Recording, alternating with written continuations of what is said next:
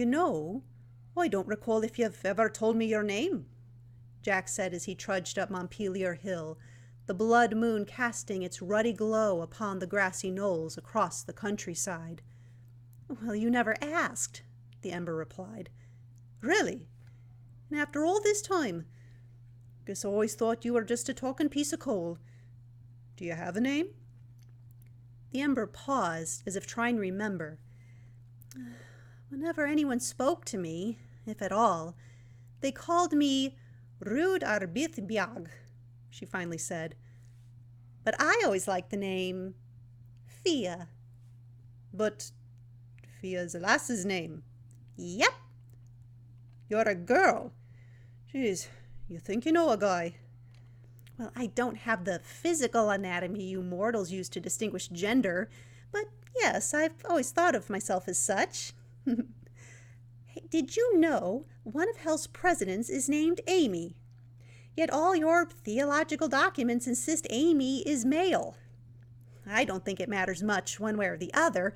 It's really you mortals who obsess over labeling and classifying stuff. Shh! Jack shushed her. I think I see something. As he approached the pinnacle of the hill, a structure came into view. It gave the impression of a house crossed with a mausoleum. It was built entirely of stone from a nearby cairn, although the smoky patches of black against the gray indicated it had been ravaged by a fire at one point. The rounded roof led down to sharp angular walls, and long arched windows like gaping mouths revealed nothing but darkness inside. Some kind of house? Jack asked. It was a hunting lodge, Fia corrected him, but humans abandoned it after a bunch of bad things happened. What kind of bad things? Let me think. The roof blew off, then some people did some occult naughty stuff in there, some humans and animals were sacrificed, and then the boss burned it down. The boss? You mean the devil was here? Jack pondered on this. Any chance he'd come back? Fia chuckled. Oh, no. Someone else rents this place out for All Hallows' Eve. It's kind of a long-standing arrangement. As they approached the lodge, a shadow dashed in front of them. Jack nearly dropped his walking stick, but then held it out in front of him with both hands, ready to smack any adversary with it. The light from the lantern fell on the source of the shadow, a mangy, large, black cat. Fia cooed, "Ooh, a kitty cat! How cute!" The cat looked up at them. One yellow eye glistened in the firelight, the other eye missing, and hissed. It leapt up into one of the windows and was gone. Jack relaxed, shaking his head at his own paranoia. Oh, I don't suppose the cat's the one who rents this place out. No. But be careful, Jack. I know you think the boss is the worst, but Mr. Balor comes in a pretty close second. Mr. Balor, eh? Let's see if we can find this Mr. Balor, then. Jack found a small door hidden behind the front wall of the lodge and stepped inside. Quiet and darkness were all that met him at first, but then he heard scratching. No, a scuffling of shoes, come from above. Lantern held forth, he carefully climbed a set of stairs directly in front of him, up, until he turned a corner on the stairwell and saw a faint wash of tangerine light, as if from a fire, on the walls at the top of the stairs. He reached the top, slowly peeking his head around the corner into the room to the left of the stairwell. A high vaulted room, decorated in lush emerald and gold curtains and thick tapestry rugs, met his sight. A great fireplace was against the far wall, alight with a crackling fire, and a massive jade-green armchair sat beside it.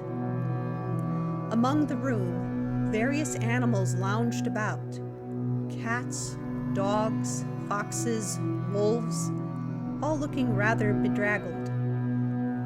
As Jack peeked into the room, they all snapped their heads up at him. Every animal glared, each having only one eye.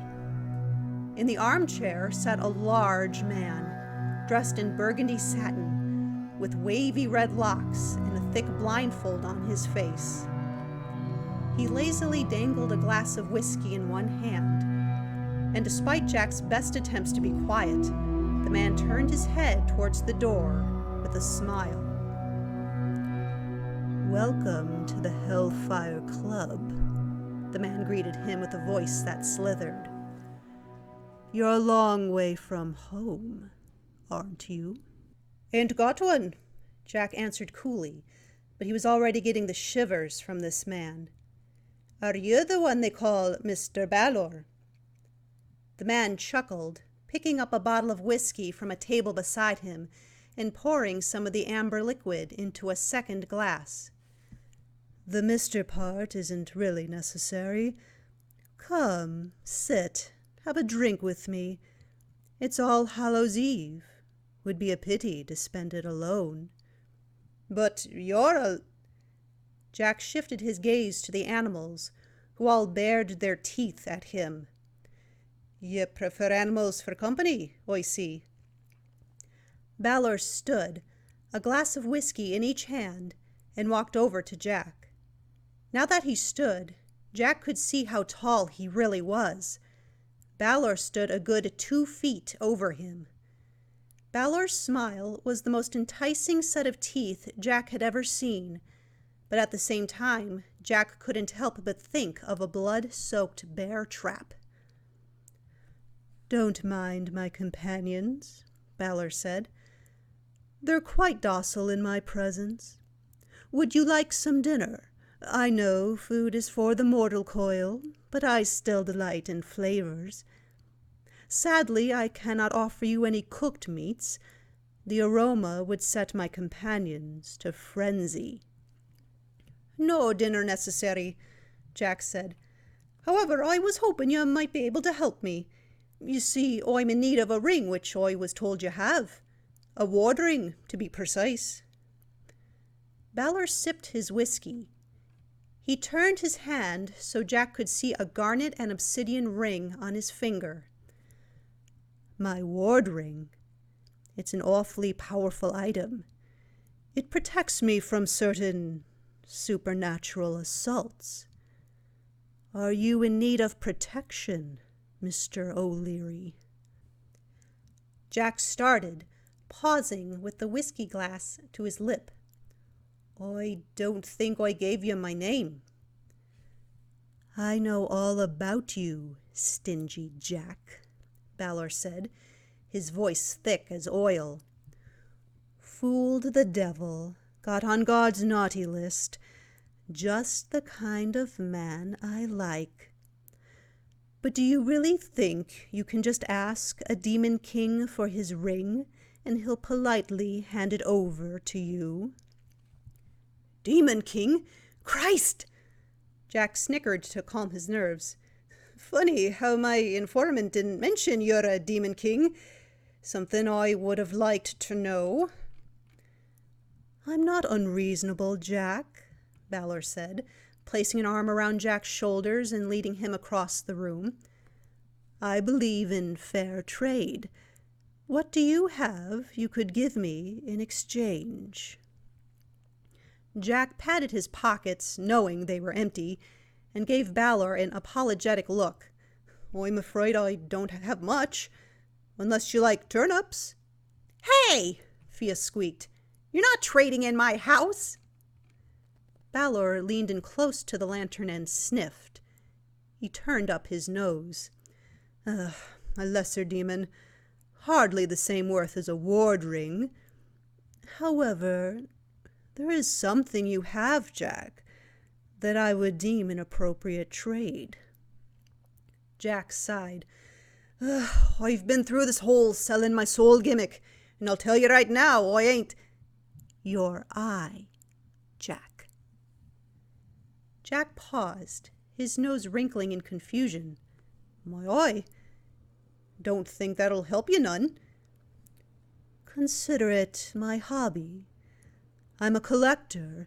An eye is much more than just a means of sight.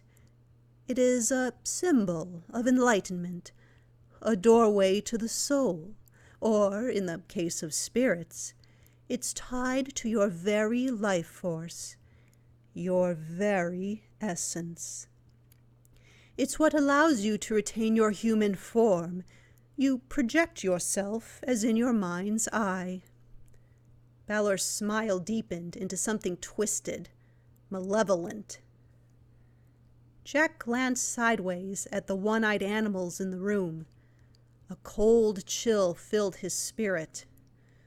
Those weren't always animals, were they? You really are clever, Jack. But then that defeats the point of me getting your watering, doesn't it? If you're going to keep me around as your lapdog or cat or whatever. Balor tapped a finger to his lips. I suppose it would. Then how about we have a wager? My ring and your eye are the stakes. Oh boy, another game. Brilliant. Jack shrugged, not seeing any other choice. Fine. What do you propose?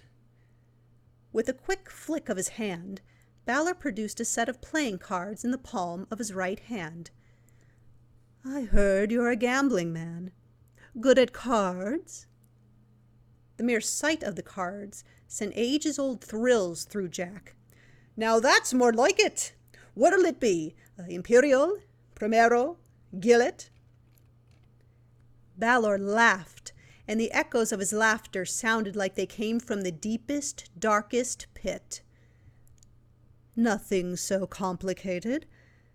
I'll play 16 cards face down, 4 from each of the 4 suits, king, queen, jack, and ace. I'll give you 7 chances to pick the, let's say, jack of diamonds. It suits you, yes? Just pick that card in 7 turns, and you win. Jack narrowed his eyes on Balor. 7 tries out of 16 cards. That was almost a 50-50 chance. It sounded too simple. And why 7 chances? As Jack stood silently, Balor brought his side table around to the front of his armchair and sat down. He picked the 16 cards from the deck, showing Jack each one before he laid them face down. 4 kings, 4 queens, 4 jacks, and 4 aces. Then, with a speed Jack didn't think was possible for such a large man, he switched the cards around with a smooth swiftness until none of the cards were where he originally placed them. You see, as simple as that. Surely a man with your luck can do this, Balor said. He gestured towards a wooden chair against the wall. Please sit. Take all the time you need. I don't have all the time. I need to get all my items before 3, Jack thought. It dawned on him. Was Balor trying to waste his time? Was he on friendly terms with the devil or death, and he had been instructed to stall Jack until it was too late? This thought spurred Jack to act quickly.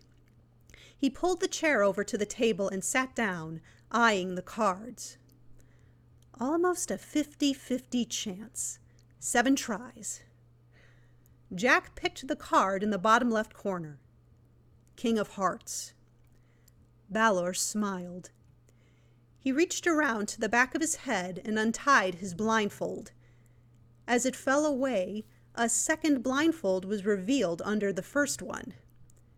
Jack felt a small increase of heat in the room. He glanced over to the fireplace, noting that the once serene fire crackled a little louder, flickered a little wilder. A haze started to fill the room. Jack did not want to waste any time. He turned over another card. Jack of spades. Oh, so close, Balor hissed. Again, he removed his second blindfold, and a third was underneath. The room felt a little warmer still, and Jack caught out of the corner of his eye the green curtains starting to change color. They were fading to a wilted yellow, as grass does in a drought. "All right, just what are you doing?" Jack demanded. "What's with all the blindfolds and you messing with the heat?" Fia whispered from the lantern. "Jack, Mr. Balor has 7 blindfolds. They say each time he removes one, more hellfire from his eye is released. If he removes all 7 blindfolds—" "You burn, Jack," Balor finished for her. "Mortal men who gaze upon my eye turn to stone, but souls, they burn up, cease to be. I would recommend, when you fail on your 6th try, to just give me your eye. It would be a far less terrible fate for you." He leaned back smugly in his armchair, grinning from ear to ear. Jack grimaced. This cocky bastard. Jack was already in the game. He had to finish. He flipped over another card. Ace of clubs. Another blindfold fell to the floor. The heat of the room jumped, causing the animals to recoil as far as they could to the far wall. The curtains and rugs started to smoke. Balor's smile curled like wisps of smoke. Jack reached for another card, but paused. Yes, Balor was cocky, but so was Jack.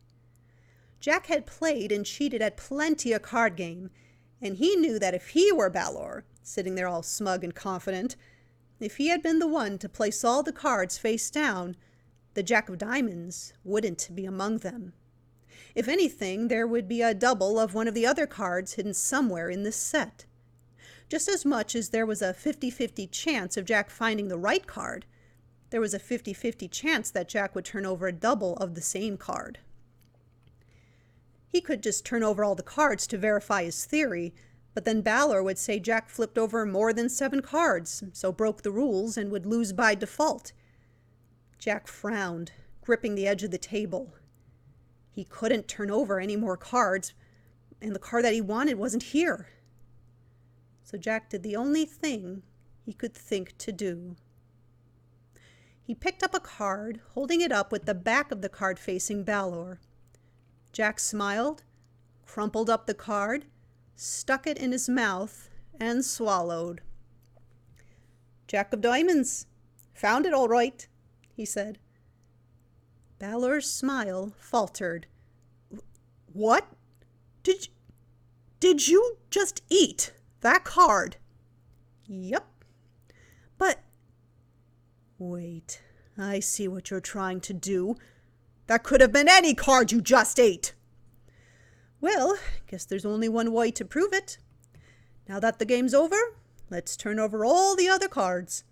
If there's no Jack of Diamonds among them, then that proves it's the one I ate." Jack rested his chin in his hand, grinning. Balor's jaw dropped open. His face turned red, and he gritted his teeth. "I know for a fact you did not eat the Jack of Diamonds." "Then that means it'll be here when I turn all the cards over.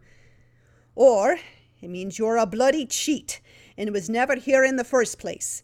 And you switched it out when you were doing all your fancy shuffling. And if that's the case, the entire game is null and you might as well cough up that ring right now." Balor shot up out of his chair, his face contorted into enraged madness. "You will not trick me, Jack. I am a demon king. And if you won't give me my prize, then you'll never see another day." He reached up and grabbed the remaining blindfolds around his head, tearing them off one by one. "Jack, get out of here!" Fia pleaded as the turnip lantern began to shrivel with the sudden increase of heat. Jack picked up his glass of whiskey and held it up to her. "Fia, light me!" Fia was not sure what Jack was up to, but she spat a small spark through the mouth of the lantern, and it landed in the glass. The whiskey burst into flame, and just as Balor ripped off the final blindfold and turned his eye, his one cyclopean eye right in the middle of his forehead, to Jack, the blacksmith chucked the whiskey glass hard, right into Balor's face. Balor howled, boiling alcohol and broken glass all over him, and he scratched madly at his wounds. His face smoldered as the smell of burning flesh filled the air. "Damn you, O'Leary! You blinded me!" "Blimey," Jack said, stepping back. "You smell like that whiskey pork my ma used to make." The animals in the room lifted their noses and sniffed. They looked at Balor and his smoking, roasting face. Drool dripped from their maws, and a ravenous gleam twinkled in their eyes. "Jack," Fia warned, "you might want to stand clear." A flurry of fur, teeth, and claws flashed past Jack as the animals all leapt at Balor, gnashing and biting at his flesh. The Demon King screamed, trying to fight off the beasts, but he was blind, and the animals sensed this, a weakened prey. Jack winced as he heard ripping meat come from the onslaught, and he hid behind the armchair as the feral feast continued. "Are you just going to sit there while all that's going on?" Fia asked. "Hey, I need that ring," Jack said. "We'll just wait until they're done and—" The large black cat from before sauntered around to their side of the chair. In its mouth was Balor's finger, with the shiny garnet ring on it. Jack grinned, coaxing at the cat with his hand. "Here, kitty, kitty. Nice kitty." The cat, with a quick snap back of its head, downed the finger in one gulp. Thankfully, before Jack could strangle it, the cat hacked, choking on the finger. Jack swooped up the feline and shook it upside down. "Spit it out, you furry hell spawn!" After a few good shakes, the finger, ring and all, plopped onto the rug while the cat gasped for air. Jack dropped the cat, picked up the finger, and slid off the ward ring.